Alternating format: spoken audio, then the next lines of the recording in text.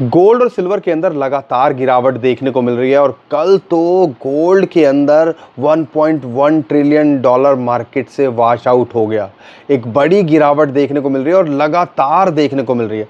इसके बारे में कई बार हमने आपको वार्निंग या समझाने की कोशिश की थी, लेकिन उस टाइम तो समझ में नहीं आता है। उम्मीद करता हूँ अब समझ में आने लगा होगा।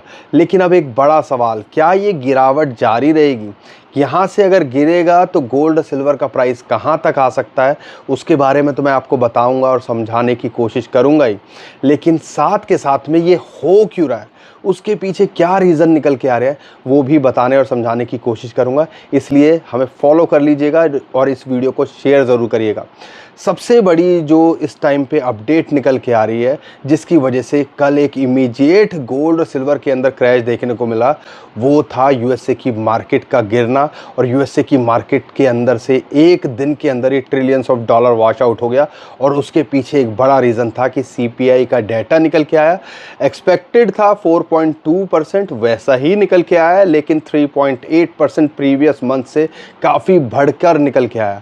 तो जो उम्मीद की जा रही थी कि फेड रेट इंटरेस्ट रेट कम करेगा, अब वो यहाँ पर बढ़ाता देखने को मिल सकता है। अगर फेड इंटरेस्ट रेट बढ़ाएगा तो आप कह लीजिए उसकी वजह से जो इम्पैक्ट है गोल्ड और सिल्वर पे वो भी नेगेटिव पड़ेगा। साथ के साथ में ट्रम्प चाचा यहाँ मानने को तैयार नहीं हो रहे हैं और लगातार ईरान और अमेरिका के बीच में लड़ाई जारी है।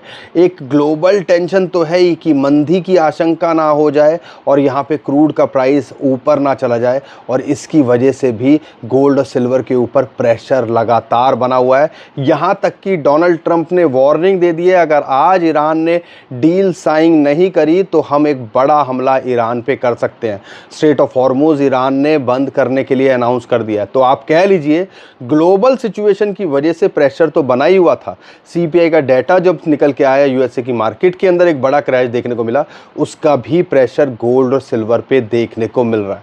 अब यहाँ पर टेक्निकली देखते हो, दो इंपॉर्टेंट सपोर्ट थी 200 डे मूविंग एवरेज की, जिसको इस टाइम पे गोल्ड लूज कर रहा है, जो कि $4,400 और $4,200 के आसपास आ रही थी। अगर यहाँ से ये छिटका, जैसा हम उम्मीद कर रहे थे, $4,000 तक आता देखने को मिल सकता है, और गोल्ड का प्राइस फिलहाल $4,000 पे चल रहा है। अगर यहाँ से गिरा तो फिर ये $3,800 और $3,500 तक आता देखने को मिल सकता है। यानी कि आप कह लीजिए गोल्ड का प्राइस 1 लाख रुपए तोले के नीचे भी आता देखने को मिल सकता है। और सेम ही सिचुएशन सिल्वर के साथ में है। अगर ये यहाँ पे भी नहीं टिका, $60 पे भी नहीं टिका, तो ये भी $55 और $50 तक आने का पोटेंशियल रखता है। बाकी जो भी अपडेट आती रहेगी मैं आपको करने की कोशिश करूंगा। हमें फॉलो कर लीजिएगा।